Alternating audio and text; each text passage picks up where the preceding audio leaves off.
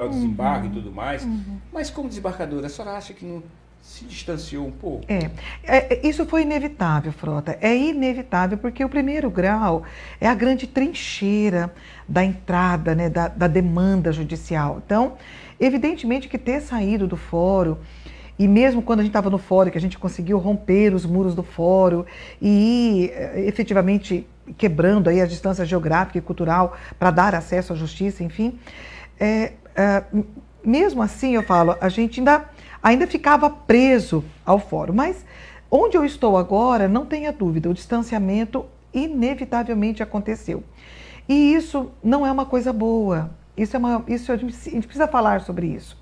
Então, como um alerta para os colegas juízes que pretendem chegar ao tribunal.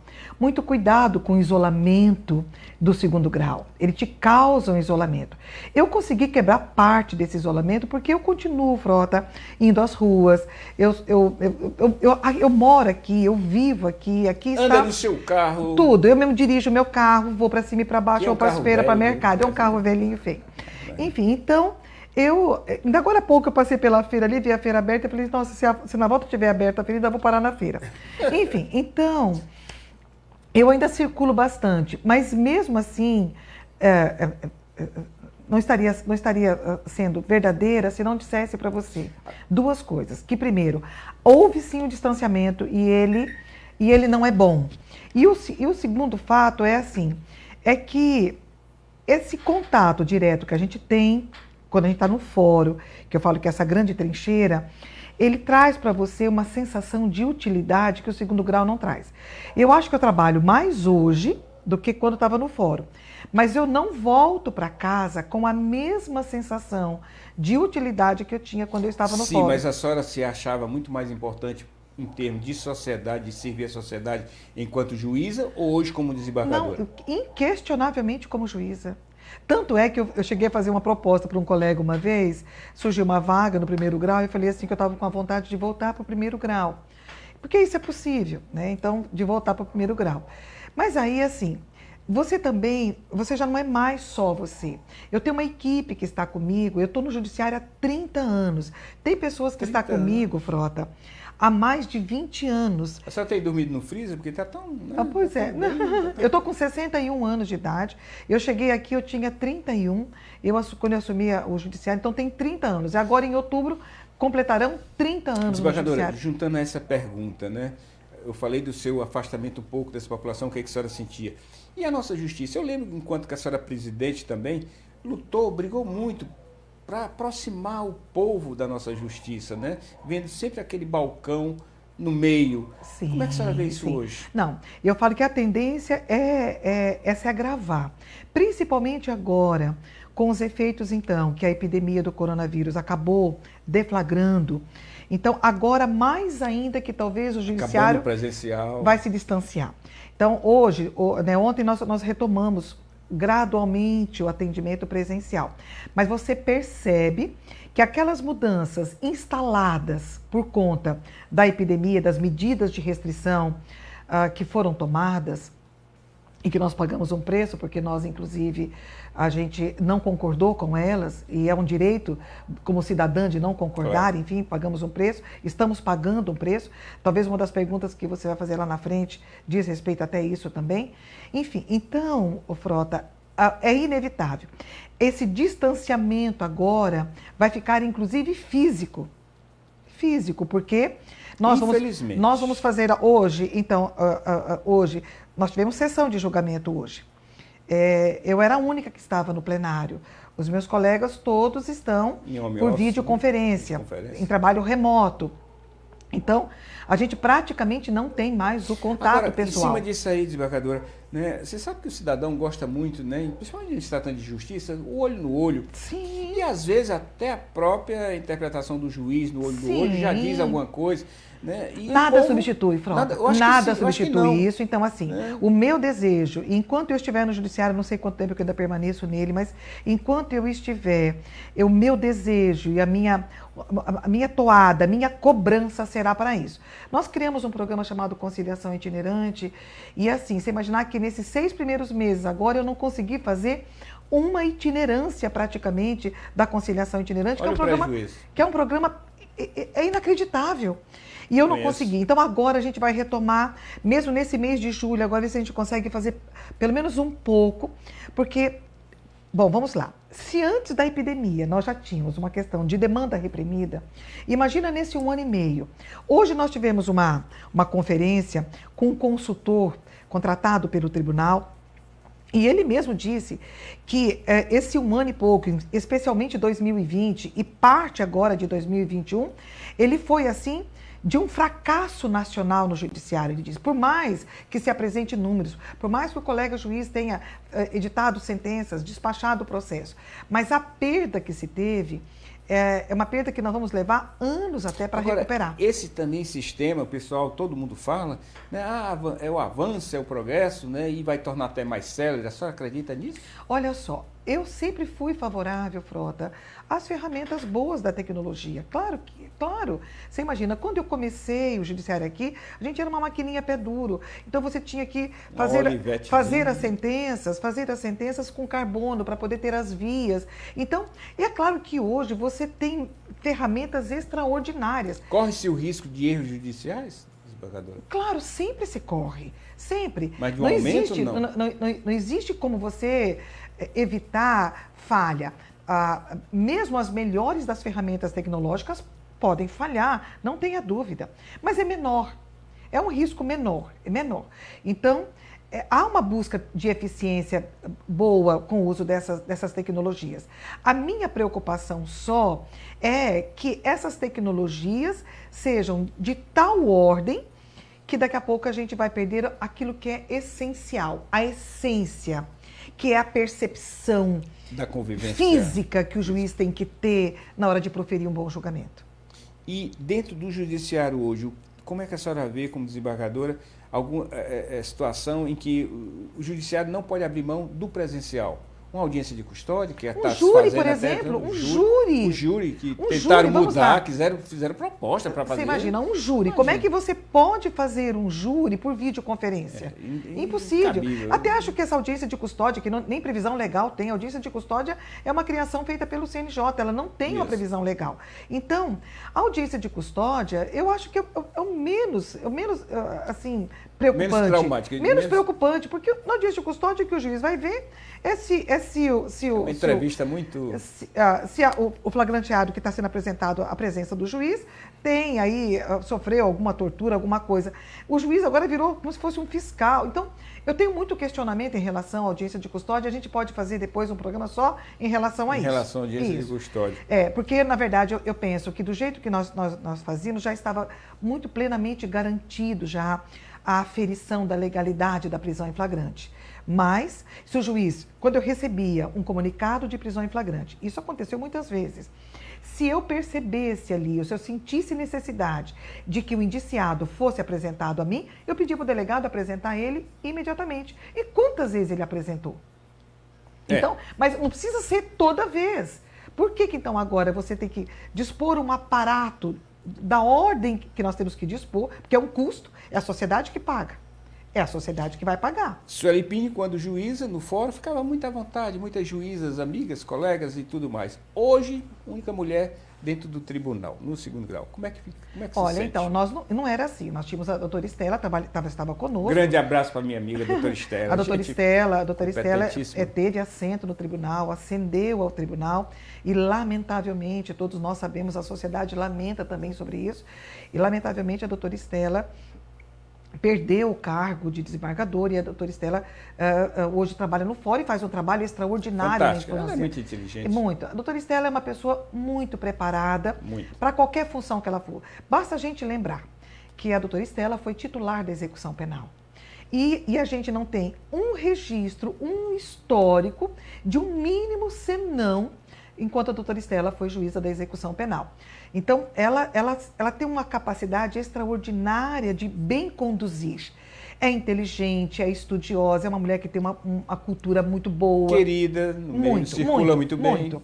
Então, eu falo assim, é uma pena Se eu pudesse trocar para que no meu lugar tivesse ficado a doutora Estela e eu tivesse retornado para o fórum, não tenha dúvida. O dia que a doutora Estela perdeu o cargo de desembargadora foi um dia, talvez o dia mais triste que eu enfrentei no E como é que a senhora Judiciário do está Amapá. hoje nessa convivência, nessa situação toda, a única mulher dentro do tribunal? Então, Frota, eu falo que o tribunal não é um clube de amigos. Ali nós não somos um clube de amigos. Ali é um colegiado. Legal. Que tem as diversidades que tem que ter as divergências que tem que ter.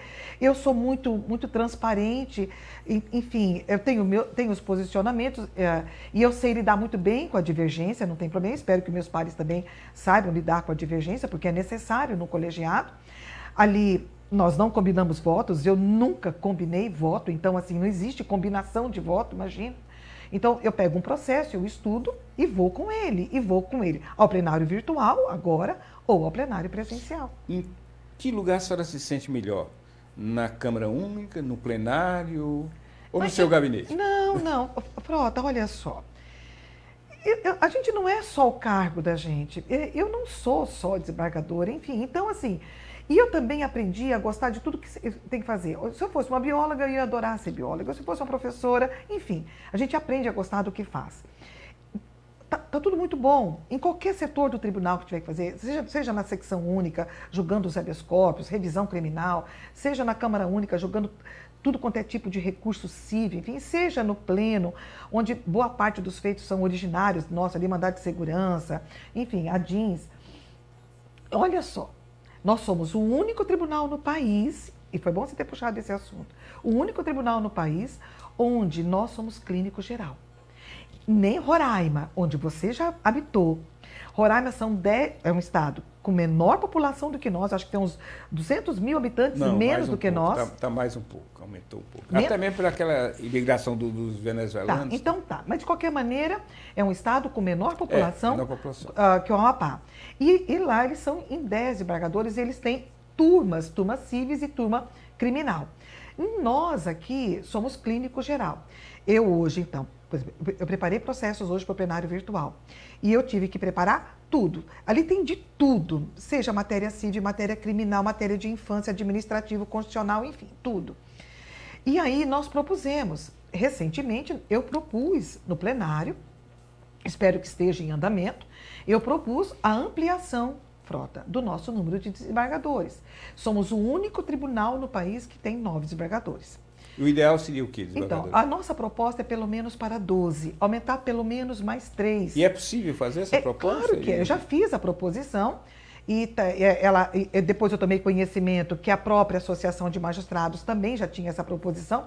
Eu não conheço a proposta feita pela Associação dos Magistrados, mas a nossa é para ampliar para 3, para que a gente possa criar turmas de julgamento, onde eu possa ficar ou com uma turma criminal ou com uma turma civil, e isso pode melhorar a qualidade do nosso trabalho. A sociedade ganharia com isso.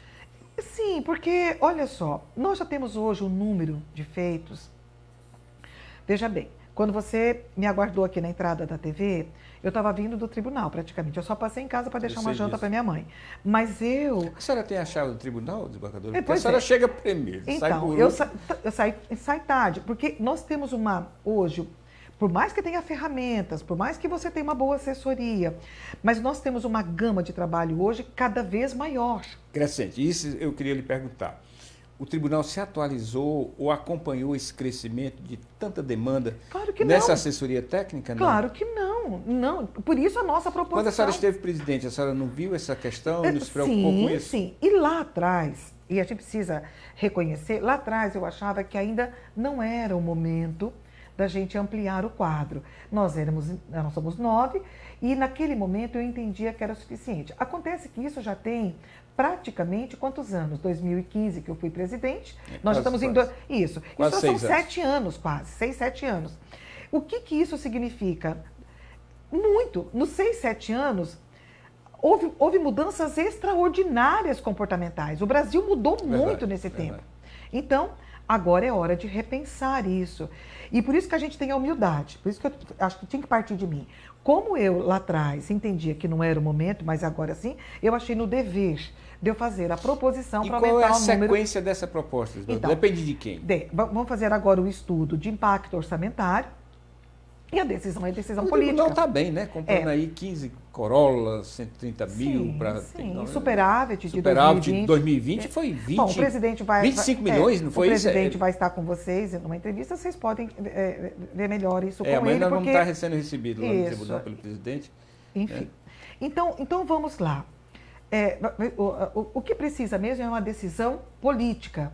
Então, se o presidente decidir levar essa pauta ao plenário para que se delibere, nós vamos deliberar. Então, depende da presidência levar esse pleito agora, já depois de feito esse mínimo e prévio estudo, que é rápido de fazer.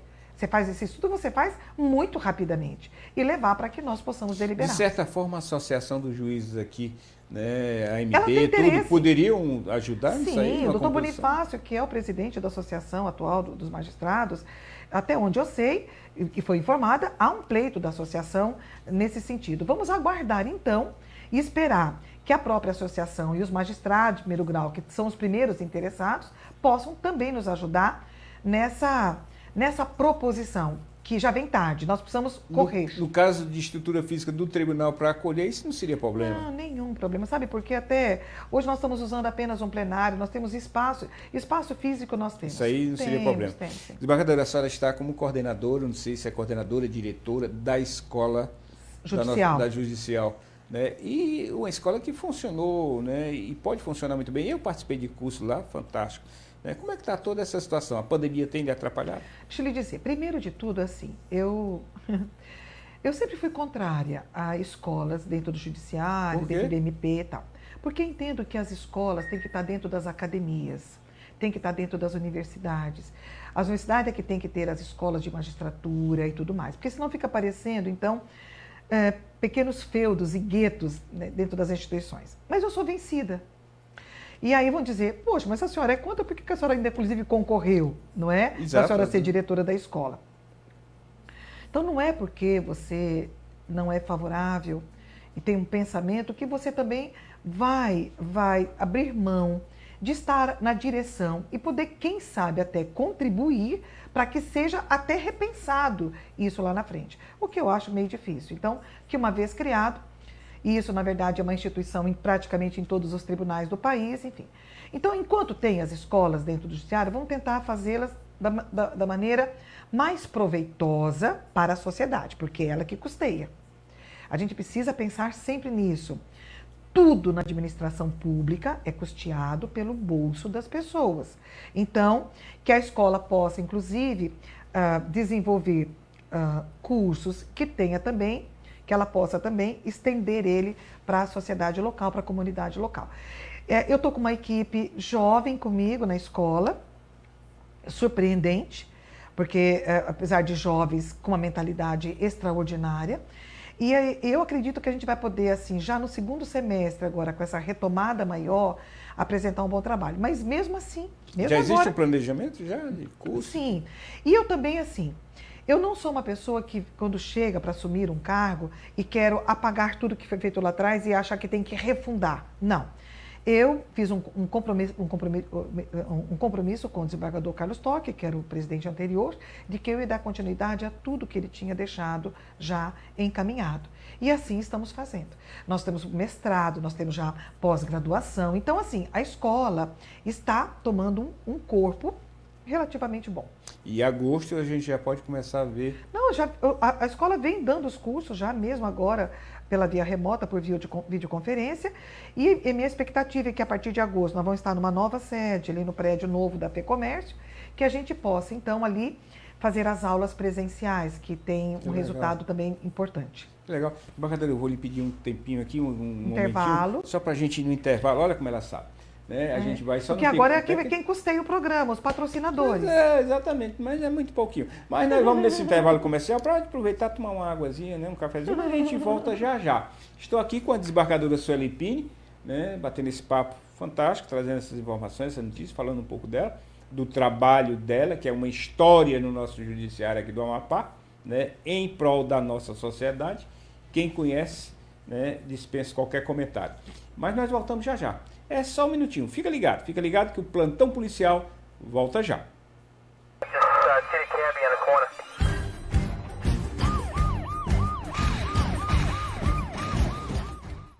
Sabe aquelas promessas de começar a fazer caminhada, voltar para academia, jogar bola com os amigos? Agora você tem 1000 motivos para cumpri-las. Curta a vida em movimento. A Top Tênis tem tudo que você precisa para entrar em forma. Belíssimos lançamentos na linha fitness, calçados esportivos, acessórios masculinos, femininos e infantil. São milhares de produtos das melhores marcas e modelos para você economizar de verdade e entrar em forma. Top Tênis, esporte com estilo, em Macapá e Santana.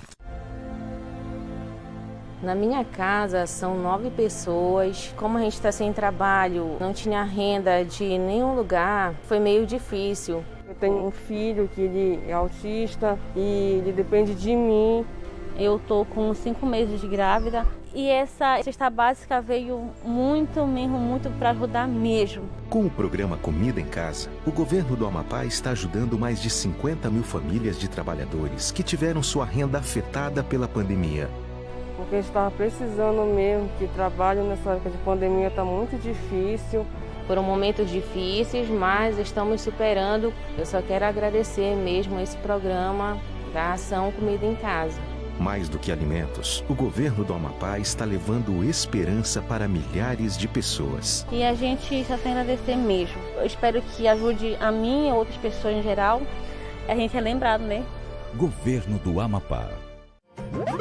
Olá, amiguinhos! Chegou em Macapá a loja mais colorida, divertida e sustentável do Brasil, com o melhor mix de marcas da região. Moda infantil feminina e masculina de 0 a 16 anos. Acessórios, educação ambiental e muita diversão. Lá tem um espaço de brincadeiras. Que legal! Tudo isso você encontra na Container Baby Kids Macapá, Avenida Coaraci Nunes, 237A, Centro.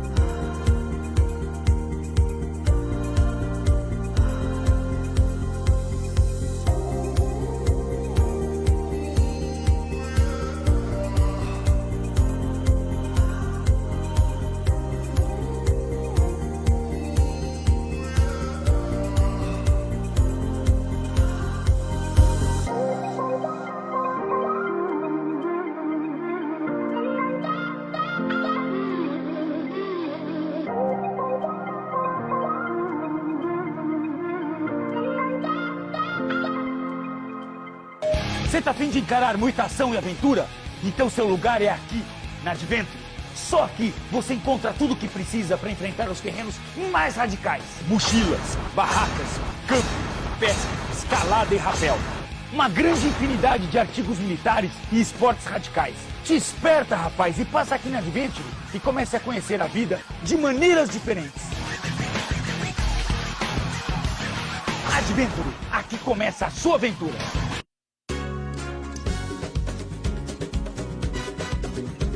Através do programa Estado Forte, Povo Seguro, mais obras estão sendo entregues na área da segurança pública, como o novo prédio da Polícia Científica de Santana, que contou com investimento de mais de R$1.300.000, resultado da parceria do governo estadual com a bancada federal do Amapá. Aqui serão realizados exames de DNA, lesão corporal, identificação criminal e banco de dados de suspeitos, além da central de custódia. Mais uma obra entregue, mais segurança para o Amapá. Esse é o governo junto com a gente, trabalhando para todos os amapaenses em todo o Amapá.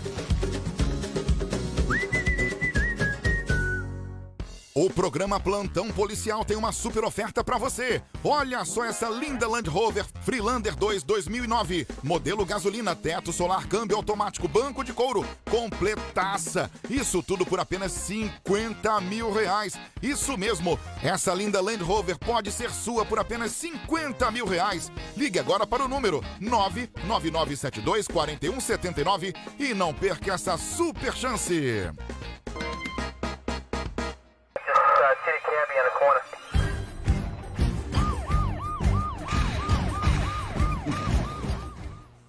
De volta com o nosso plantão policial, aqui, hoje, com a desembargadora Sueli Pini, e veio aqui conversar com a gente, comigo e com vocês que estão aí, né, nesse papo imperdível. Desembargadora, eu vou voltar, né? Como a gente não programou, eu disse que com a desembargadora não tem esse negócio de pauta. Ela gosta da surpresa das perguntas. Não tem mesmo. Não é verdade? Essa é uma verdade. Tá. Então, eu falo assim, que quem fala a verdade não merece castigo, essa é uma verdade. Não combinamos pauta nenhuma. Nenhuma. Nunca. Nunca. A senhora foi, há 10 anos atrás, a primeira convidada que eu tive na rádio, lá no Zé Lito. Foi lá e já não existia isso. E já era sucesso, a mulher já era sucesso. Mas uma perguntinha que eu tenho certeza que está todo mundo esperando e achando que eu não vou fazer. Como é que andam os seus processos? Tá, então vamos lá. Acho que é importante falar sobre isso e prestar contas à sociedade. Olha só, todos sabem que nós magistrados, temos um Conselho Nacional de Justiça que recebe representações. Que é o CNJ. Isso, e que pode, então, instaurar procedimento contra os magistrados. E foi o que aconteceu conosco. Em 30 anos que eu estou na magistratura, nesses 30 anos foram 30 anos bem difíceis. Eles nunca foram fáceis, nunca foram fáceis. Sempre assim, sempre a gente teve que fazer uma luta sangrenta, não é de hoje. Todo dia se mata um leão. Sim, então olha só, de alguma maneira isso vai te fortalecendo também. Tem algumas pessoas que dizem assim, Pini, como é que você aguenta? Eu falo assim, porque acho que faz parte isso, e seria diferente não aguentar. Eu acho que a pergunta, quando a pessoa me faz assim, a pergunta é o contrário, né? Como não aguentar? Tem que aguentar, claro. Então vamos lá. O ano passado, quando iniciou as medidas de restrição, os chamados lockdowns, enfim, tudo, nós nos manifestamos. Eu não tenho rede social, eu não tenho Twitter, eu não tenho Face, eu não tenho Instagram, nada disso. A única comunicação que a gente tem é pelo Zap. E eu veiculei pelo Zap um pleito ao governador e ao prefeito para que reavaliassem. Logo no início dos primeiros decretos, não foi? Isso. Eu não me lembro bem a data, mas acho que foi começo de abril, uma coisa assim. E aí eu lembro que eu fiz um pleito, então, ao governador e ao prefeito da capital, que reavaliassem e repensassem nas medidas de restrição que estavam adotando, porque elas poderiam ser mais prejudiciais que a própria doença que se buscava, então, evitar. E isso por quê? Porque eu lembro bem que uma das minhas moças que trabalha comigo em casa, eu lembro que um dia ela chegou chorando muito porque o marido dela, que trabalhava no fundo do quintal, fazendo grades com ferro, serralheiro, enfim, ele estava impossibilitado de fazer, enfim, todos vocês lembram que os trabalhadores, uma parte significativa dos trabalhadores, sofreram barbaramente com essas medidas de restrição, porque foram tirados deles o ganha-pão. Com certeza. E então, aquilo tudo não tenha dúvida que é muito grave o que foi feito. Eu reputo isso extremamente grave. Então, nós manifestamos a nossa opinião no sentido de que o governador e o prefeito repensassem as medidas de restrição que estavam adotando. E o que foi que aconteceu? A gente tem alguns desafetos, né? E é natural. Quem ocupa o cargo que eu ocupo, quem ocupa o cargo... Quem, na verdade, até um padre tem desafeto, você imagina. Vitrine, pode receber pedrada. É natural, são os ossos do ofício, eu não reclamo. Nunca ninguém vai escutar eu dizer, olha, Frota, eu sou perseguida. Não. Então, isso faz parte, isso é dessa lida mesmo. Esse é um preço a pagar. A senhora se sente perseguida? Não, absolutamente. Não. Então, vamos lá. É claro que a gente sente atacada, e isso acontece. Os ataques são enormes. Daqui a pouco tem que se equilibrar que um tapete está sendo puxado, que a senhora está em cima. Sim, não tenha dúvida. Talvez nesse momento agora devem estar elocubrando. Tem muita gente que deve estar assistindo o nosso programa agora para já estar anotando que processo vai poder fazer contra a Pini, certamente. Então vamos lá. E nós veiculamos pelo Zap esse pleito ao governador e ao prefeito. Quem lembrar da carta que a gente fez vai ver que é uma carta assim, absolutamente não é ofensiva. ela não usa chavões, não é... Foi enfim. aquela que a senhora colou lá na porta da igreja? Não. Essa nem fui eu que colei. Essa foi uma pessoa que estava lá cuidando da frente da igreja, naquele momento que a igreja estava fechada. Foi essa pessoa que resolveu afixar. Porque a pessoa foi lá para entregar a carta para o bispo. Eu mandei um emissário para entregar uma carta para o bispo. Porque para que ele pudesse, então, repensar também situação das igrejas. Enfim, aí, essa pessoa que estava lá, como estava tudo fechado, essa pessoa achou que a melhor maneira para que o bispo pudesse ver... Mas na época já falaram que foi a Sueli Pinho que foi lá e colocou... Não, absolutamente. Se fosse, eu falaria. Eu sei, eu estou dizendo, mas falaram, comentaram já para gravar. Não foi. Eu poderia até ter ido para entregar pessoalmente a carta. Claro. Não pude ir, uma pessoa foi levar a carta, não conseguiu, estava tudo fechado. Tinha uma pessoa que estava ali e essa pessoa que disse, não, podemos colar essa carta. E quando eu soube, a carta estava colada na porta da igreja. Ok. Eu até acho que não é nenhum problema nisso, eu não vejo nenhum problema nisso. Então, o que aconteceu?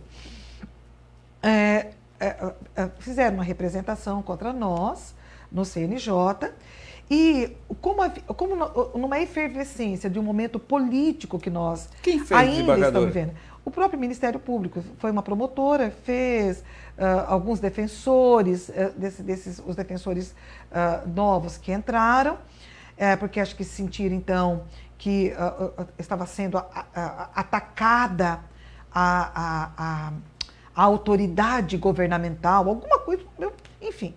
Na verdade, eu nem li completamente, aí essa representação, ela é longa, enfim.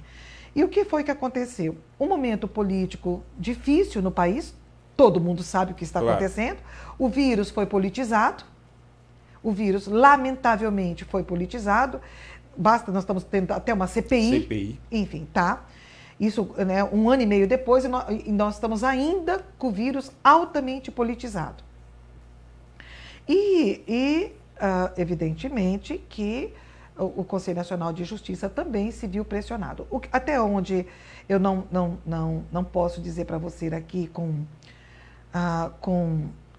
não tem a prova, mas o que me chegou é que pessoas influentes, locais e com poderes também na capital do país vêm trabalhando para que a gente saia... A senhora acredita nisso? Acredito. Para que a gente saia do tribunal. O que querem é que Sueli Pinho deixe o Tribunal de Justiça, que Sueli Pinho deixe o Judiciário. Um absurdo. E eu até acho que vão conseguir. Há uma chance que possam conseguir. Eu estou preparada. Como é que está hoje a situação? Ele começou o julgamento ano passado, depois houve um pedido de vista, nós chegamos a judicializar no Supremo, obtivemos uma liminar para que nós não fôssemos afastada. Esse mandado de segurança terminou o julgamento dele agora, o relator ficou vencido.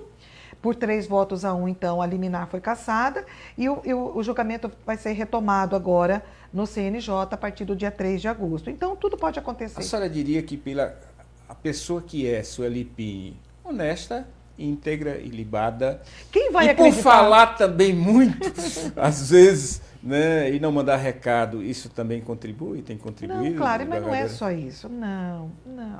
Porque falar muitos colegas juízes falam até bem mais do que eu. Né? Não é isso, não. É porque nós ferimos interesses muito sérios no âmbito do Estado. Custa caro ser honesto no Amapá, desembargadora? Tudo, custa tudo. Vai custar o meu cargo. A sociedade esteja certa de que há uma chance enorme de que nós A senhora não se viu prejudicada também pela popularidade que a senhora criou? Não, inegável. Também tem não, isso. Inegável. Tem isso. Não, mas deixa eu complementar a pergunta. Essa popularidade que a senhora criou, que foi tão natural, as pessoas reconhecendo o seu serviço, a sua, né, condição de lidar ali com muita facilidade, a empatia, o carisma, né, isso não ameaçou políticos? Bom, é possível. Quando se também comentou e circulou que tudo a senhora é possível. Seria... Não, a senhora está querendo ser senadora, governadora, não sei o quê. Pois é. Como é que a senhora vê isso? É engraçado que dizem isso. O Amapá é tão engraçado. A senhora já pensou nisso? Que qualquer pessoa eu posso ser que tem uma assim. projeção, ela já é candidata a alguma coisa. É a mesma coisa. Ficou rico trabalhando, não, está traficando cocaína. Então, é muito difícil. O que eu costumo dizer é que não existe lugares vazios. Se você não ocupa, outras pessoas podem ocupá-lo. Claro. Eu falo o seguinte, se eu tiver que deixar o judiciário, eu não quero deixar o judiciário, não queria deixar o judiciário, mas eu estou me vendo na contingência. A senhora já teve convites políticos para sair a um cargo político? A senhora já teve? Eu preferia não entrar muito nessa seara agora, se você me permitir. Você Com sabe certeza. que eu sou de responder tudo. Com certeza. Mas eu acho que isso daí a gente... Porque também é uma liturgia. Eu estou com a toga ainda. Eu estou com a toga e eu preciso respeitá-la.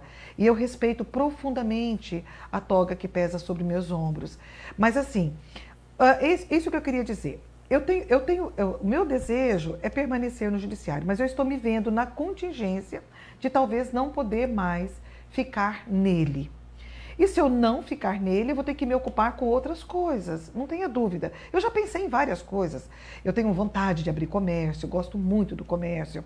Eu tenho vontade de, sei lá, montar uma fundação e cuidar de criança. Eu tenho vontade até de ir para o mosteiro e, quem sabe assim, né, rezar pela pátria, enfim. Ou então, sei lá, o que surgir, não sei o que pode acontecer. Eu vou estar livre. Eu vou estar livre para fazer outras coisas. Muito bem. A senhora diria que essa situação de política, tá, ninguém vai falar, né, mas seria uma grande governadora. Agora, trouxe ali, toda essa situação, né, criada hoje no tribunal, a senhora fala que são 9 desembargadores, né, e que lá realmente as ideias não são todas iguais. Né? Basta que a sociedade assista às sessões Eu ia chegar judiciais, lá. assista. Graças agora a nossa sessão do Pleno Administrativo está sendo transmitida pelo YouTube. Assistam às sessões, vejam, acompanhem. Mas não é só o tribunal. Acompanhe também o parlamento, acompanhe o executivo. A sociedade precisa tomar mais conta disso. Então, porque o princípio da eficiência só vai mesmo valer se a sociedade também cumprir o seu papel. Acompanhe. Nós somos pagos por vocês, somos pagos pela sociedade. Então, hoje é fácil essas ferramentas. Nós começamos a nossa entrevista falando de ferramentas tecnológicas. Hoje nós temos ferramentas, você pode estar lá na sua feira e estar assistindo a sessão do tribunal. A senhora acha que isso não é atrapalhado pela credibilidade que o próprio tribunal tem perante a sociedade? Não compromete eu acho que não pouco? É isso. Eu acho que é uma falta de costume disso. Nós não temos o costume de acompanhar os passos e o trabalho das instituições. Enfim, mas é claro também que o cidadão também tem que ganhar a vida dele, ele tem que trabalhar, enfim. Eu sei que não é fácil também isso, mas é muito importante que o cidadão se atualize, que ele acompanhe o que acontece dentro das instituições. A senhora está quase 30 anos magistrada. Há quanto tempo no Amapá? 30 anos. 30 anos que a senhora chegou, então assumiu... Eu cheguei em 91, nós estamos em 2021. As mudanças que a senhora viu em toda essa vida, principalmente como magistrada no Amapá, né, é um progresso, é uma situação para ser sincera, não. Eu, na verdade, assim, quando eu cheguei no estado do Amapá em 91, era uma cidade extremamente aprazível. Bem provinciana. Isso, e eu gostava muito daquilo, muito. As pessoas sentavam nas calçadas para conversar com a brisa do Rio Amazonas. Você tem uma ideia, o fórum não tinha grades em volta dele. Os leões da UAB, eles eram sem grades, eram livres. Enfim, então a cidade foi se enfeiando. Essa é a verdade. É a verdade. Como tá? Então nós temos shopping hoje, não sei o que, as pessoas dizem... Enfim, meu Deus, mas é claro que isso... A vida ficou insegura? Completamente insegura. A cidade perdeu qualidade de vida. Esse é um fato. Houve uma perda de qualidade de vida. Pelo tamanho podia ser exemplo nacional em tudo, né? Não tenha dúvida. Eu lembro que uma vez eu li uma coisa que o Amapá tinha tanto dinheiro que as pessoas aqui poderiam, cada uma morar muito dignamente e ainda ter uma pequena piscininha no fundo de casa para se refrescar no dia de calor. Desembargador, como é que a senhora vê hoje, né? Nós temos aqui no estado todas as instituições que tem em São Paulo, Brasília, Rio de Janeiro, Belo Horizonte, Fortaleza, Recife, tá? Só que aqui a gente não vê essa integração para que as coisas funcionem. Cada um quer trazer para si, né, aquela situação de ser o pai da criança, de ser o criador, de ser o que faz. E essa falta de integração, a gente vê um prejuízo muito grande, principalmente para a sociedade. Eu vou citar um exemplo. Né? Nós temos aqui vários setores de segurança pública. Sim. Polícia Militar, Polícia Federal, Polícia Civil, PRF, tudo. E todo mundo tem a sua inteligência. Então, faz de uma maneira muito para si. Dentro da própria Polícia Militar, que tem batalhões, são 14, cada um tem a sua inteligência. E a gente não vê, a gente sabe disso. que essa Na verdade, integração... é uma desarticulação completa. Pronto. Uma desarticulação Como é que a senhora vê total. isso? Porque... Enfim, não, eu vejo isso com muita tristeza, porque é muito dinheiro envolvido. Meu Deus, é Tudo muito... aqui é governo. Primeiro que é assim, isso acontece, não é só aqui, mas aqui talvez a gente perceba melhor, porque a gente é menor. Está muito perto, né, dos mas outros. assim, aquilo que nós conversamos um pouquinho antes de começar a nossa entrevista aqui, o tamanho e o peso do Estado nas costas da sociedade. Pois é. O Estado brasileiro não cabe dentro do país mais. O país ficou pequeno para o tamanho do Estado brasileiro. Ou nós revemos isso e a gente diminua o tamanho dessa estrondosa máquina pública, e isso só é possível ser feito, na verdade, com um governo conservador e com viés menos socialista, porque a nossa Constituição é socialista, nós estamos com um governo com viés social-democrata há muito tempo no país, e isso foi inchando. Eu peguei um Uber agora lá no sul do país, que eu fui visitar meu pai muito rapidamente. Meu pai está com quase 90 anos e já fazia 1 ano e meio que eu não o vi, então eu fui rapidamente ver meu pai. E eu peguei um Uber, peguei vários Uber, tá? Então, e eu senti assim, que as pessoas então acham que era melhor antes, porque agora então está mais difícil para eles. Aí eu disse assim, então ok, se vocês acham então que administrações com viés socialista é melhor, o que eu posso fazer? Para mim vai ser, eu sou servidora pública, o servidor público nesses últimas décadas teve um up, os nossos salários são os melhores salários hoje no mercado de trabalho, é na administração pública. Todo mundo quer um cargo, todo mundo quer fazer concurso, porque é onde estão salários que, quando você compara com a iniciativa privada, são infinitamente melhores. Agora, deixa eu lhe perguntar uma coisa. Mas eu disse para ele assim, eu falei assim para ele, olha, para mim que sou servidora pública vai ser muito bom. Para você, que você vai desgastar, você vai ter que desgastar terrivelmente você e seu carro para conseguir comprar o feijão no final do mês.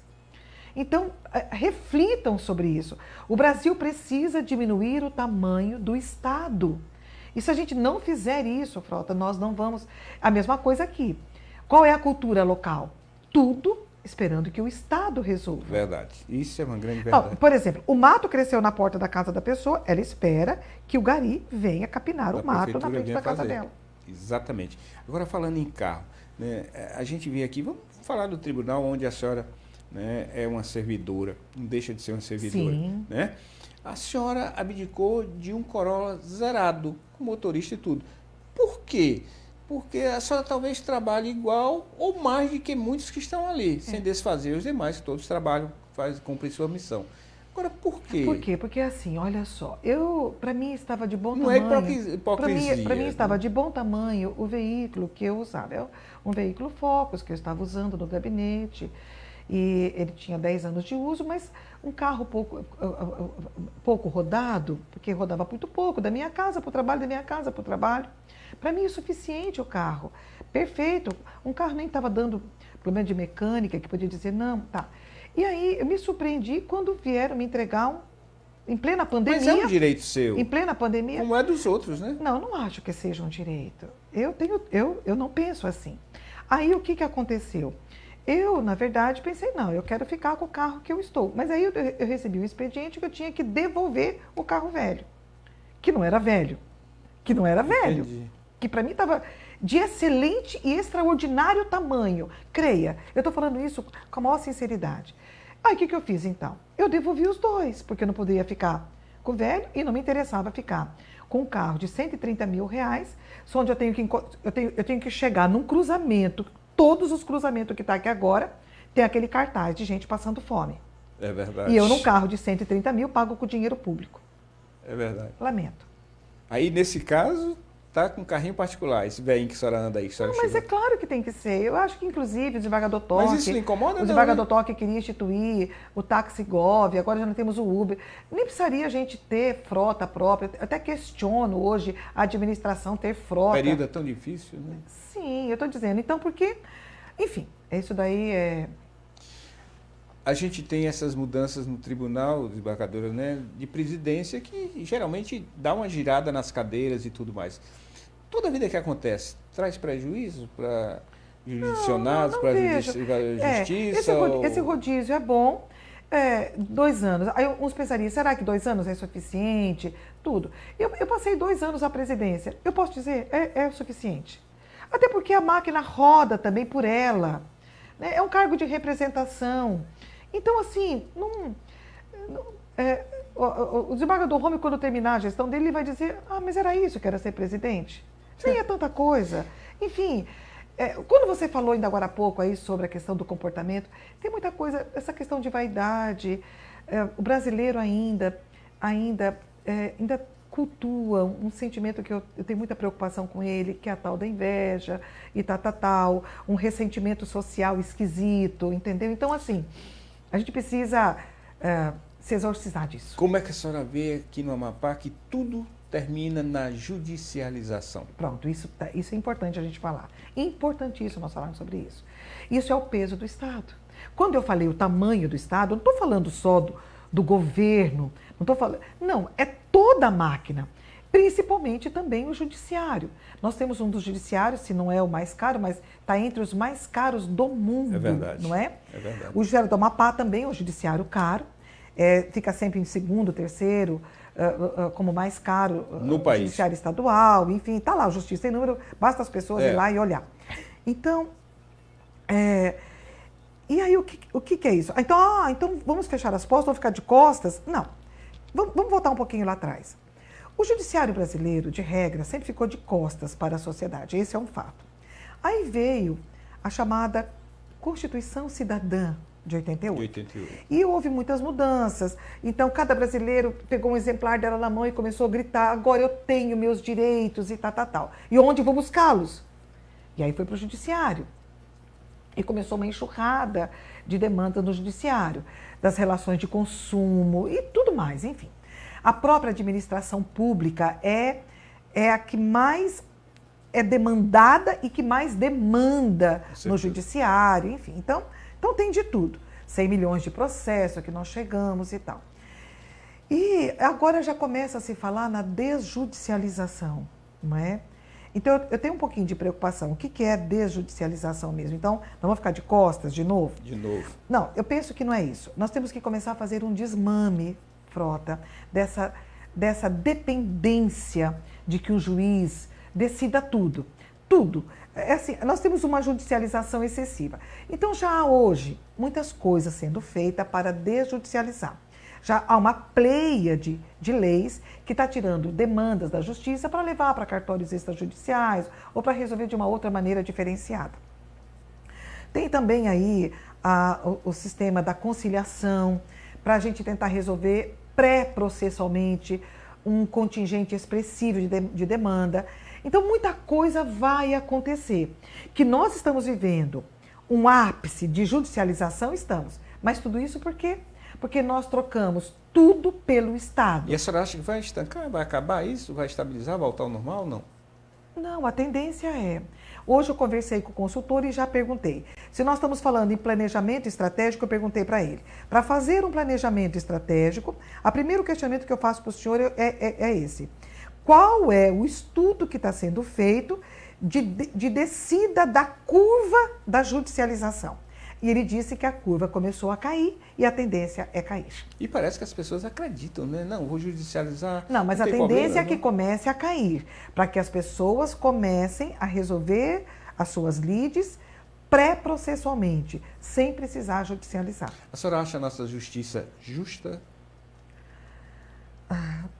Essa é uma pergunta... Também não pode responder. A pergunta mais dolorosa que pode ter. Eu só vou dizer uma coisa para ti, Flávia, respondendo. Eu tenho certeza que nesses 30 anos de magistratura, eu certamente, poucas vezes, como magistrada, fiz efetivamente justiça. Porque isso é tão... Porque o que é fazer justiça? É quando você aplicar o direito que a pessoa buscou e a outra parte reconhecer que aquele direito realmente era dela. Só que isso não acontece. Não acontece, porque nós temos a maior demanda de recurso do mundo. incrível Todo isso. mundo que recebe uma sentença que foi contrária aos interesses dele, que ele entende que é contrário, então ele não acredita na sentença. Recorre-se em mais de 90% das vezes se recorre da sentença. Então, a gente vai continuar Então assim, vendo é isso. muito complicado. Eu, quando fui advogada, advoguei durante 10 anos, em algumas vezes eu tive que dizer para o meu cliente, olha... Começou a trabalhar nova, né, doutora Celina? Sim, comecei a trabalhar, acho que eu tinha 3 anos de idade. Quantos anos? 3 anos, porque aos 3 anos de idade a gente já tinha que entrar... O que dá para fazer de trabalho com 3 anos? Vou lhe dizer. Meus pais trabalhavam na roça de café. Caiu a nota de 100 aí, se juntava, você abaixava para juntar. Quem dera. Meus pais não eram donos de terra, meu pai trabalhava nas terras alheias. E nós trabalhávamos em roça de café.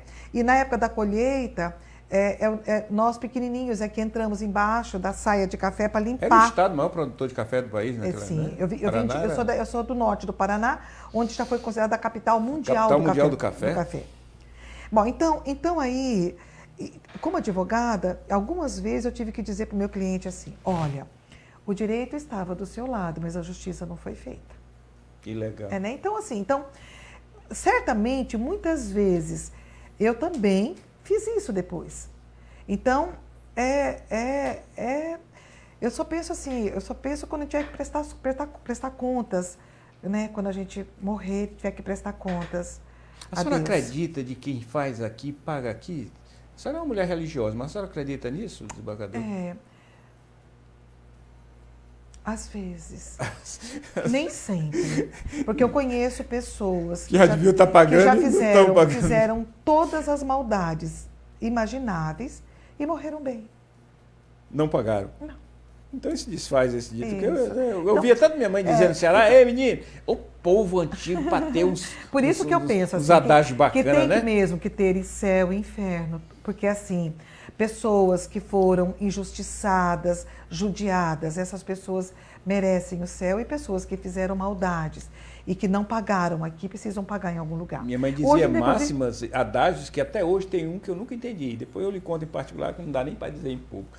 Sim, hoje tem... Não, eu estou dizendo assim, hoje eu estava vendo, né, relendo lá um resumo do Inferno de Dante, que falava dos 9 círculos do inferno, né? Então, assim, e o último círculo é para os traidores, né? Então, assim, que até então, para o cramunhão, o pior dos pecados é a traição. Agora, para a senhora, bacana, para a senhora ter toda essa situação de cultura, de inteligência, a senhora tem tempo para ler, doutora Celina? Eu procuro ler. Claro que muito longe de tudo que eu queria. Mas página na internet ainda? Não, eu tenho livros, gosto muito de livros. E a senhora tem tempo para ler? Pois é. E aquele monte de gato que tem na sua casa tem lá? Tem gato, cobra, tem gente, tem cobra, bicho, tem tudo. Tem. Né? Enfim, é uma família grande. Aquele 11, quintal ali é diferente, tenho 11 filhos. E assim, é uma família linda, eu já tenho netos. Que né? bacana. Assim, todo mundo se reúne naquele quintalzão bacana ali, e aí é só gargalhada. Sou muito mãe, sou muito dona de casa também. Enfim. Dá um beijo para a Gerlane, né? Sempre falo a Gerlândia linda, minha filha linda. Maravilhosa. Uma empreendedora. Então, só assim, só alegrias com meus meninos. Eu tenho uma filha caçula de 10 anos ainda, então tem criança em casa. Que bacana. Né? E aqui o nosso... O Fernando, meu mais velho. Então, assim... O Fernando está parecendo aqueles freio capuchinho, tá? Com essa barba. Né? Aqueles freio capuchinho, o Fernandão aí. Desembargador, eu vou lhe pedir mais licença, mais uma vezinha, para a gente ir para o segundo bloco, continuar esse papo agradabilíssimo e também de muita informação. Você está ligado aqui no seu, no nosso Plantão Policial, aqui na TV Cidade, canal 2.1, do Plantão Policial, e hoje... Né, a minha visita é importantíssima aqui. Elegantérrima, tá aqui. Obrigada. Né? Desembargadora Sueli Pini. Dispensa qualquer comentário e todo mundo conhece. Nós vamos só no pequeno intervalo comercial. Rapidinho, só tomar uma águazinha. Fica ligado que o Plantão Policial volta já.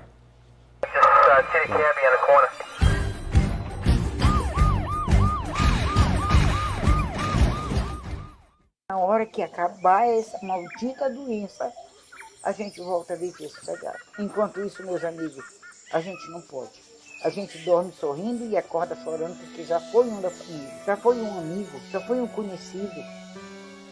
Nossa fonte de renda é o artesanato. Parou tudo. Ninguém compra nada. Está sendo para nós muito difícil. Aqui o que me salva é a minha costurazinha. Eu converso com as minhas plantas de manhã, catando o mato delas. Eu converso até quando vai faltar alimento para nós. Muito difícil a gente amanhecer o dia sem ter o pão de cada dia. Muitas vezes tem o açúcar, não tem o café, não tem o açúcar.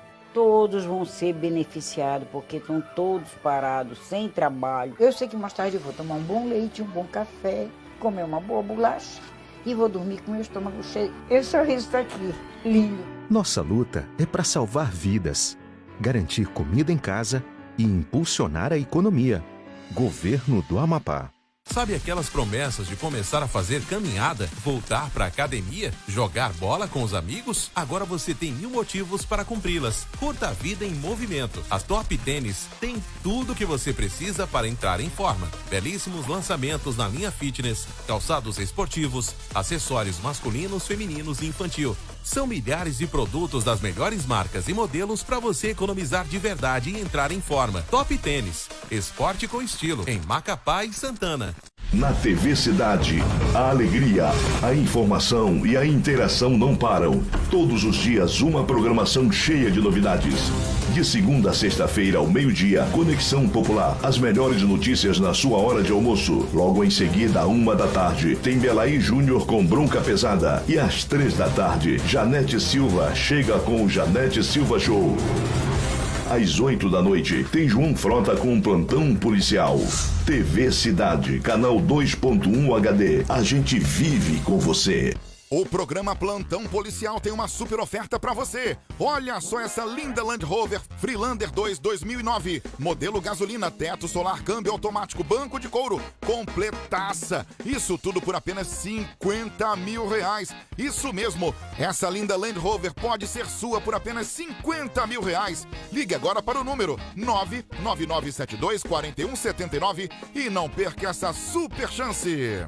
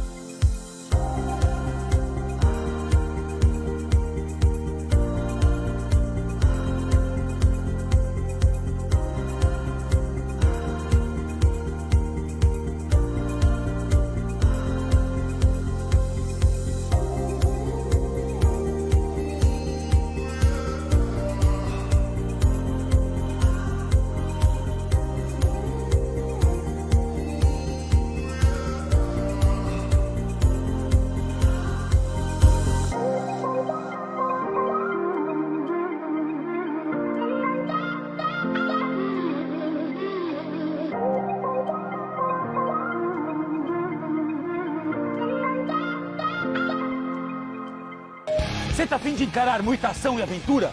Então seu lugar é aqui, na Adventure.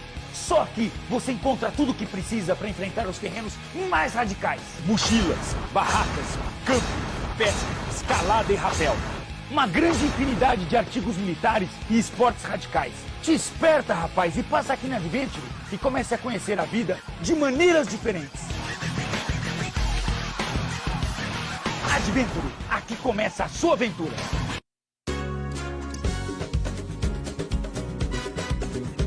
Através do programa Estado Forte, Povo Seguro, mais obras estão sendo entregues na área da segurança pública, como o novo prédio da Polícia Científica de Santana, que contou com investimento de mais de R$1.300.000, resultado da parceria do governo estadual com a bancada federal do Amapá. Aqui serão realizados exames de DNA, lesão corporal, identificação criminal e banco de dados de suspeitos, além da central de custódia. Mais uma obra entregue, mais segurança para o Amapá. Esse é o governo junto com a gente, trabalhando para todos os amapaenses em todo o Amapá.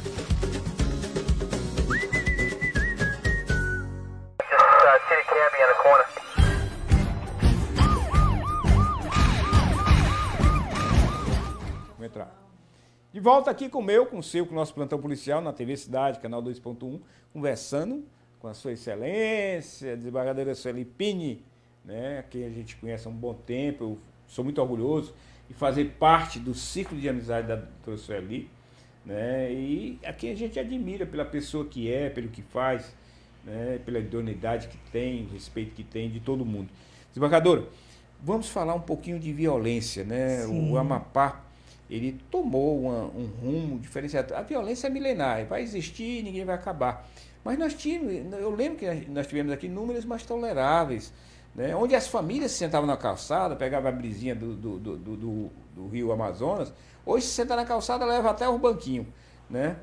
E a gente tem apesar de ter polícias maravilhosas, a nossa polícia eu acho que é a melhor do Brasil. Sim. Mas não acompanhou, nós não acompanhamos toda essa bandidagem, o crescimento e tudo mais. Como é que a senhora vê toda essa violência hoje aqui, até mesmo na violência no caso da mulher, da criança, da infância e adolescência, né? É um conjunto de crimes, de violência cometidos. Frota, vamos lá. Primeiro de tudo, assim, eu falo assim, olha só, biblicamente, nós somos descendentes de Caim. Caim matou Abel. Então, assim, parece que nós estamos condenados mesmo, de alguma maneira, atavicamente, eu falo assim, preso, né, numa discórdia. Enfim, então, já começa aí. Não é de hoje. A violência, ela caminha junto com a história da humanidade. Mas é claro, assim, que nós vivemos períodos de explosão de violência. A gente até usa essa palavra violência, porque, veja bem, eu gosto de usar a palavra crime, criminalidade mesmo. Porque violência, Frota, quando eu vou lá dar uma palmada no bumbum da minha menina, porque está fazendo uma arte, alguma coisa, não deixa de ser uma violência que eu estou fazendo. Mas é uma violência ali, educativa, eu falo de disciplina. Então, eu prefiro usar a palavra criminalidade. A gente precisa, por exemplo, que me incomoda muito, crimes sexuais contra uma criança, nós falamos de abuso sexual, abuso. É até um abuso falar a palavra abuso. Então, esses neologismos, essas terminologias que suavizam, quando nós falamos corrupção, o que é corrupção?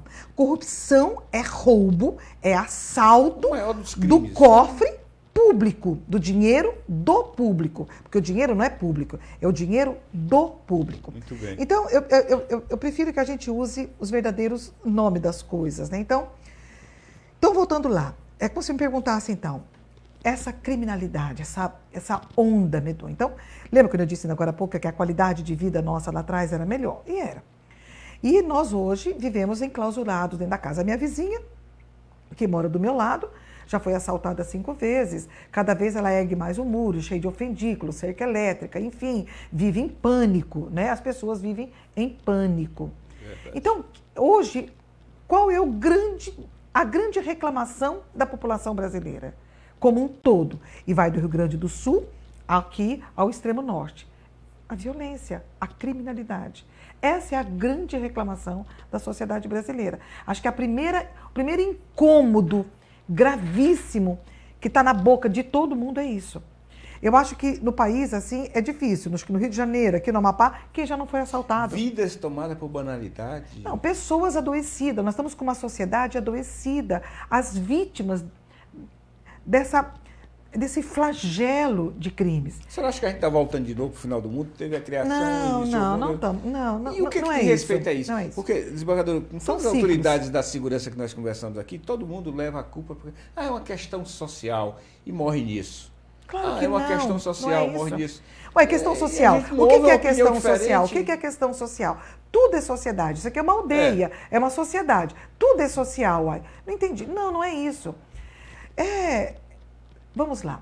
Primeiro que nós estamos numa desconstrução da pátria, não é de agora. Estamos esquecendo que estamos com 1 ano e pouco sem escola, sem educação. Sim, gravíssimo. Um prejuízo que não se consegue calcular o tamanho do prejuízo das escolas fechadas. Eu tenho filhos, tenho filhos que estudam aqui em escola pública e também tenho 2 filhos que estão em escola pública no sul do país, que moram em Santa Catarina. Tenho 2 filhos meus, adolescentes, que estão estudando para lá. E estão em escola pública. Pedalo uma bicicleta, 8 quilômetros para ir e 8 para voltar, para ir para essa escola pública. Lá já está presencial há muito tempo, em Santa Catarina. Isso. E nós aqui ainda não. Então, a minha menina de 10 anos, num sofrimento atroz, numa aula por videoconferência, pela internet, com um aproveitamento Zero. pífio nenhum, zero. Eu vejo zero isso aí. Eu vi o professor... Na sala de aula, às vezes, a gente não aprende. Você acredita que o professor de uma sala de 5º ano, ele fica o tempo todo com a cabeça baixa? Mexendo com a cabeça baixa. Não interage com os alunos. Então, assim, é uma lástima. Um prejuízo sem conta. É claro que a gente tenta compensar. Então, eu fiz a minha filha ler muito nesse período, e faz cópia, e lê, enfim, e tudo, e contas, e cálculo, e faz cálculo, tudo. Mas, de qualquer maneira, ela está sem a convivência escolar. Uma criança aprende com outra criança. Na socialização. Isso. E mais grave, e a quantidade de crianças que está pela rua, porque não está dentro da sala de aula. Vamos lá, você que circula que nem eu pela rua. A quantidade de crianças pelas ruas sem estar dentro da sala de aula. Então, engraçado. Então, elas podem estar nas ruas, mas não podem estar dentro da sala de aula. Na sala de aula tem coronavírus, na rua não tem. Então, enfim, tudo isso a gente precisa, pelo menos, falar sobre isso. Aí a senhora é contrária a todo esse pessoal que se desculpa na violência, que é uma questão social. O crime é uma escolha. Desgastando, ali a família está desgastada, começa O crime é uma escolha. O crime é uma escolha. Você escolhe fazer o crime. Também acredito. Claro que sim. Assim como a ressocialização é uma escolha. Eu escolho. Eu posso estar no pior dos calabouços e estar fazendo parte do pior sistema carcerário inimaginável. Querer abandonar o crime é uma escolha minha, interna minha. É um chamado meu para comigo. Ou eu posso estar na melhor dos presídios, num presídio sueco, por exemplo, então, 5 estrelas, e nunca me ressocializar. E me alimentar cada vez mais, aguardar uma liberdade para cometer mais crimes. A senhora conhece muito bem aqui o nosso IAPEM. Conheço. Né? Conhece muito bem. A senhora diria hoje, né, que o IAPEM nosso, de todos os dias, é um escritório do crime, desembargador? Vou lhe dizer o que acaba sendo, porque assim, olha só, a quantidade de feitos criminais que eu recebo, por essa amostragem do que eu recebo, que o que chega para mim é uma ínfima ponta, a quantidade que chega para mim de crimes que são cometidos via criminosos que estão dentro do IAPEM é enorme. Então, eles estão comandando o crime pelo IAPEM.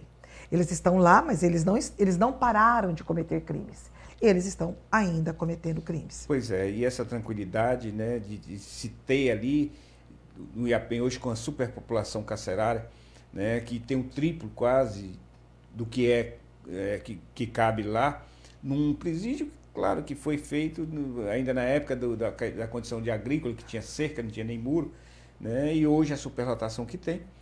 Profissionais lá dentro que vão até por uma fatalidade, que tem bandido, mas tem gente ali que foi por uma fatalidade. E que lá não tem outra alternativa, né? Vai no IAPEM e se compra tudo de fora, até o pão de cada dia, onde lá deve existir centenas de padeiros. Olha, você me questionou, né? Você mostrou uma imagem de alimento que não podia entrar no presídio, estava jogado no chão. Eu te disse que a primeira coisa que eu estranhava é como é que pode ficar entrando alimento dentro do IAPEM. Porque nós pagamos caríssimo um contrato milionário, caro, a sociedade paga, de alimentação aos presos.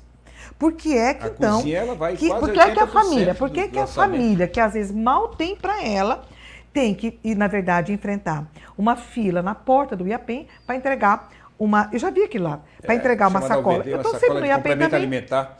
Né? Violência doméstica. Como é que a senhora está vendo isso aí? É um absurdo. Hoje o feminicídio, as pessoas se matando, se acabando, se destruindo por nada. Olha só, eu assim, primeiro que eu nem gosto dessa expressão feminicídio, né? Nós falamos de homicídio e ele vai ser agravado e aí, então, se for em razão, então, aí da relação conjugal, enfim, marital, afetiva que tinha entre essas pessoas. Sempre teve. Nós temos hoje uma tendência, eu falo assim, a explorar isso. Não gosto desse viés. Eu tenho muita preocupação do viés vitimista que é feito da mulher. Eu até falei assim, a melhor medida protetiva que você pode dar por uma mulher é ensinar ela a atirar. E munir ela com uma boa arma, não é? e uma arma eficiente E que ela possa se também defender. Que a gente vê que a mulher tem meia culpa, né, desembargadora? Não, muitas vezes. Não que isso exculpa. Claro. Exculpa. Nada justifica a violência contra a mulher. Mas assim, evidentemente que mulheres procuram relacionamentos erráticos, relacionamentos que são altamente perigosos. Eu falo que o perigo, o crime, ele avisa antes, ele dá sinais. Então, quando a gente observa, mas isso eu quero dizer, eu estou falando genericamente. É claro, evidentemente, que há situações, sim, em que a mulher está num grau de subjugação a um homem que tem uma força física maior. Mas assim, na cidade, primeiro que é de tudo, eu falo na cidade, eu acho estranho que isso aconteça na cidade. Se isso acontece lá na zona rural, em local isolado, eu até posso. Mas na cidade, onde as mulheres podem pedir socorro a qualquer momento. Todos têm vizinhos. E outra coisa, uma mulher que chega para mim e diz, olha, meu marido me bateu. Como? Não, me bateu. E não foi só hoje, doutora. Ele já vem me batendo já tem não sei quantos anos. Alguma coisa está errada, porque quando alguém lhe bate a primeira vez, a culpa é daquela pessoa. Mas quando alguém lhe bate já pela segunda vez, a culpa também passa a ser sua também. Criança e adolescente nosso está abandonado, Pronto. desembargadora? É isso que eu queria chegar. Porque assim, me preocupa muito quando eu vejo tantas campanhas de proteção à mulher e tão poucas campanhas de proteção à infância e à juventude. Porque assim, não há. E você há de concordar comigo, quem está nos assistindo não tem nenhuma dúvida do que eu vou dizer agora, porque eu vou dizer o óbvio. Não há sobre essa terra crime mais indigno, revoltante, hediondo, gravíssimo, que adjetivo você queira usar, que é cometido contra uma criança, contra um jovem. Principalmente contra uma criança indefesa. E aí nós falamos assim agora, falei, a preocupação que a gente tem agora com todas essas escolas fechadas, essas crianças, porque os professores, eles tinham uma capacidade muito grande de detectar crianças com problemas. E agora, essas crianças, quase um ano e meio, sem frequentar escolas, subjugada muitas vezes dentro de casa, ao seu pior algoz. Nós tivemos um caso recente agora em Laranjal do Jari, essa semana, onde uma garota de 13 anos procurou a mãe em outubro, desde outubro ela era abusada pelo padrasto. Procurou a mãe em dezembro e reclamou que estava sendo abusada e a mãe disse o seguinte, minha filha, se afaste dele, fique longe dele. A garota, não aguentando mais, fez um bilhetinho, um pedaço de papel e levou para o delegado. Ótimo. Fugiu e levou para o delegado. O delegado da mesma hora prendeu, né, lá, e foi a Luísio e tal, prendeu o cara, tudo, mas não pôde manter eles presos. Teve que liberá-los, tirou a criança deles com conceito tutelar. Então, essa situação a gente vê todo dia aqui. Sim. E é o que a gente vê, e o que a gente não vê. E alguma coisa está muito errada com a sociedade, quando essa sociedade vitima de tal ordem, né, as suas crianças, os seus idosos. Eu lembro que uma vez eu fui buscar uma moça que vinha fazer aqui um trabalho de pesquisa aqui no estado, e ela... Já que eu peguei ela no aeroporto, coloquei no carro e levei ela para o hotel onde ela ia ficar. E ela foi observando a cidade. Depois ela me disse. Ela disse assim, tem algo muito errado com essa cidade. Uma cidade tão suja, uma cidade tão desmanzelada. Ela usou um termo, que é um termo aqui do centro-oeste para baixo, desmanzelo. Ela falou, uma cidade tão desmanzelada assim... É uma cidade que certamente é violenta com suas crianças e com seus idosos. Com certeza. Deixa eu te fazer uma perguntinha, nosso tempo está acabando. O papo, quando é bom, passa ligeiro. Né? Trânsito. Nós temos um trânsito louco. Sim. Tá? Se mata todo dia, quase todo dia no trânsito. Quando não se mata, se cria danos materiais, sequelas em pessoas e tudo mais. Um monte de cavalo batizado aí dirigindo, até sem ter carteira, que é uma das maiores causas que está determinada aqui, é que não tem habilitação. Ninguém tem. Isso. Muita gente não tem. Eu lembro, na época atrás, Marconi Pimenta abraçou uma causa. Sim, é Paz no Trânsito. Que é seu fã. Um abraço grande, Marconi Pimenta, Verdade. pai da Maria. Né? Ia para as esquinas com a equipe, vestido lá, distribuir folders, né? Papéis. Isso ajuda. Né? Tal. Ajuda. Pegava carros abarroados e pendurava até nas esquinas para chocar. Mas o que mais ajuda, né? O que mais ajuda é o policiamento. O policiamento precisa estar no trânsito. É fundamental. As blitz são importantes, a fiscalização precisa, porque se você afrouxa com isso, você vê nos Estados Unidos como é, a gente assiste isso nos filmes, o cara acelerava um pouquinho mais o carro, quem estava atrás da moita, que já encostava em cima dele, Polícia. Então, assim, precisa. Há que se fazer um investimento, e esse investimento é um investimento que vale a pena, porque você salva vidas. Claro. E você, na verdade, vai ter um resultado lá na ponte, até nos hospitais de emergência. Você sabe que essa medicina do trauma é a medicina mais cara que tem. Então, assim, nesse momento que nós estamos falando agora, eu tenho certeza que nós fomos nós dois agora para o pronto-socorro na emergência, um percentual, talvez mais da metade dos pacientes que vão chegar ali essa noite é acidentados, trauma. Então, vale a pena o investimento da fiscalização e do policiamento no trânsito. Tá. Com todas as perguntas que eu lhe fiz no que diz respeito a essa insegurança que nós temos aqui, da violência, do crime, de tudo mais, essa pergunta que eu queria fechar dentro desse assunto. Sim.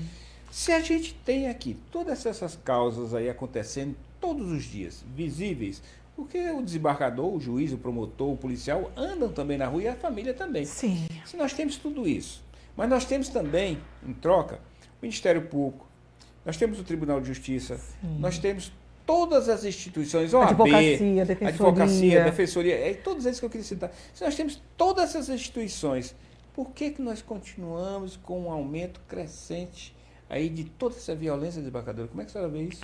Então, porque assim, porque lembra que nós íamos falar nisso lá atrás e depois a gente, por alguma razão, a gente cortou. Porque nós estamos vivendo um auge de violência, de criminalidade no país. E isso não é só aqui no Amapá, embora Macapá, CREA, já tenha figurado como a quarta, quinta e sexta capital. Já figurou em quarto lugar, em quinto lugar, em sexto lugar, como a capital mais violenta do país. Sim. Enfim, então é um dado preocupante. Mas para dizer que isso é em todo o país, não é só. Nós estamos com uma questão gravíssima com relação ao tráfico de drogas. 90% dos nossos crimes, assalto, homicídio, advém do tráfico de drogas. Então, o tráfico de drogas é uma coisa, é um flagelo, é uma gravidade de ordem extremada. E dele, depois, eu falo assim, advém os crimes, que eu falo que, eu estava dizendo agora, são os crimes, então, especialmente esse que mais me choca e me chama a atenção, que é os crimes contra a criança e o adolescente. Eu estive com o delegado, o Ronaldo, e assim, ele me passou os dados. É estarrecedor os dados que nós temos dos crimes contra a criança no estado do Amapá. Então, se valeu alguma coisa da minha vinda aqui com você, é para chamar a atenção da sociedade, de todos nós, do judiciário, enfim, Ministério Público especialmente, o aparato policial, enfim. A senhora diria que a nossa legislação, as nossas leis, falta aplicabilidade, são boas, estão desatualizadas? O que a senhora diria? Eu acho que as nossas leis são até frouxas, eu acho nisso. As nossas leis, se você pegar hoje, nós temos aí, dos últimos 15 anos para cá, a gente começou a ter uma frouxidão, eu falo, no nosso sistema penal, que me preocupa muito. A senhora acha que a impunidade... Sim, a impunidade. Muito com essa... Nós temos hoje, eu falo assim, o Diego Pesce escreve muito bem sobre isso, ele é um promotor do Rio Grande do Sul, sobre a questão da bandidolatria. Então, é muito grave. A gente esqueceu a vítima. Não a vítima é uma desconhecida, ela é invisível. E falar nisso, por isso que amanhã, então, nós estaremos reunidos com o delegado que chefia lá o CIOSP, o doutor Eli Cláudio, porque nós vamos ter um espaço CIOSP dentro do CIOSP da Zona Norte, o CIOSP lá que vai atender o Macapaba. Nós vamos ter um espaço lá dentro do Judiciário, é um Centro Judiciário de Solução de Conflito, para atender especialmente a vítima de crime, porque ela é essa senhora completamente desconhecida. E isso é grave. Muito grave, porque só aumenta, né? Como eu disse, nós temos todas as instituições aqui e não vê agir, não vê se integrar, é só conversa, daqui a lá acontece uma situação, né, que chama atenção, que comove, e aí se manifestam, mas aí depois esquece, né? Nós vamos ter o primeiro Sejusc criminal, eu acho que é o primeiro Sejusc criminal do país, até onde eu sei, que eu conheço, não conheço outro, instalado dentro de um centro integrado de operações de segurança pública, que é o CIOSP, como nós temos aqui desenhado. E vai ter em todos, o CIOSP está Isso, a ideia é que a gente depois possa ter. Então, nós vamos começar lá agora E eu amanhã estarei com o doutor Eri Cláudio de manhã para a gente acertar os detalhes A senhora disso. diria que falta cobrança por conta da população para esse judiciário que está aí, para esse Ministério Público, Defensoria, OAB? Mas não tenha dúvida, o que eu disse? Que eles precisam, mas não é fácil, eu sei que é fácil falar aqui, porque o cidadão, eu falo, ele tem a vida dele para tocar, que já está tão difícil, tudo Mas se tão a difícil. justiça já existe, desembargadora, para fazer justiça, o Ministério Público, para fazer a justiça acontecer, precisa do povo ainda estar lembrando, cobrando, pedindo... Não deveria, mas ainda precisamos. Eu sei disso. Elas deveriam ter um grau de excelência, de eficiência, porque a sociedade já remunera para isso. Mas não tem, eu falo, o olho do dono é que engorda o porco. Então, não é a sociedade que nos mantém? Então, a sociedade precisa nos fiscalizar. Todo esse povo ganha tão bem, né? O Ministério Público ganha bem, a senhora ganha bem, Sim. todo mundo ganha bem, então... Né? São servidores, a palavra Sim. no amplo sentido do termo já diz tudo o que é. Eu falo então, que o serviço público é hoje assim o segmento praticamente mais bem remunerado, né, no mercado de trabalho. Tanto é que eu falo que quando você lança um concurso público são milhares de pessoas interessadas.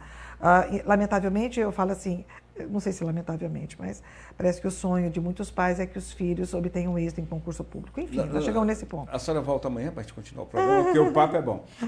A gente, infelizmente, televisão, a gente tem tempo, né? Eu acredito que a gente tenha levado um bom papo. A essa altura muita gente já foi dormir. Né? Não, acho que não. Acho que não. Vão até me pedir para repetir esse programa, não esqueça disso.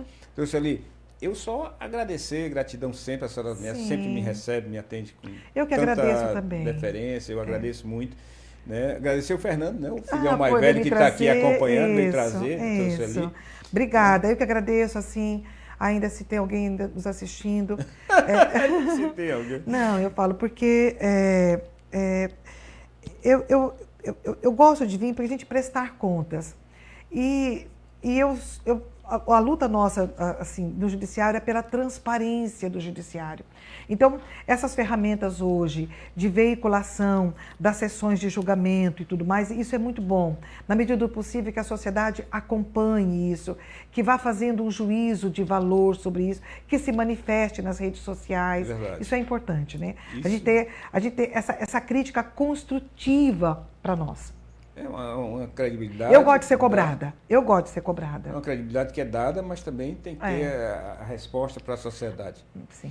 Mais alguma coisa que a senhora queria falar? Não, só mesmo, então, te agradecer mais uma vez. Beijo para a família toda lá. Vida longa, muita saúde. Para nós, a senhora também. Um beijo para toda a família lá que deve estar reunida assistindo, né? Deve estar lá, todo mundo lá. Conversamos aqui, tivemos o prazer hoje de trazer, né, a desembargadora Sueli Pinho para conversar com você, para conversar com a gente. Né, trazendo todas as informações, esclarecimentos, a opinião dela, dessa mulher fantástica, a opinião minha, né, que é. Eu tenho certeza que tem o respeito de toda a nossa sociedade amapaense. Não, a gente vive assim, tem sempre os contras, mas tem também os a favores. Né, não, mas isso é natural, isso é natural que né? seja assim. E eu assimilo isso muito bem. Eu só não posso pactuar quando fazem ofensas pessoais a você e tudo mais. Enquanto forem críticas do trabalho, pontuais, acho que isso é muito importante. A gente só não deve tolerar e não precisa resvalar para isso. Mas a manifestação da sociedade, para nós que ocupamos cargos públicos como nós ocupamos, é relevantíssima e a sociedade está certíssima de colocar o dedo em riste. Conversamos com essa grande mulher, juíza, hoje desembargadora, Sueli Pinho, né, mãe de 11 filhos, né, e um trabalho fantástico no nosso judiciário do Amapá. Chegamos ao final do nosso programa, o papo é bom, acaba, o tempo passa rápido.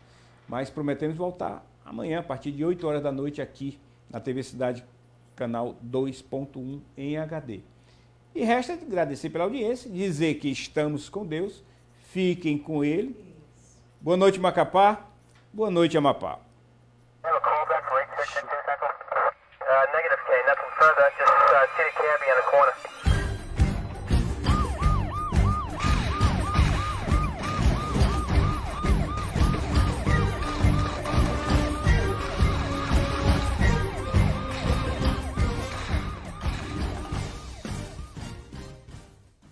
Vem cá, eles têm, mas na Domestic lá o preço é imbatível. Conjunto Box Solteiro Erval ou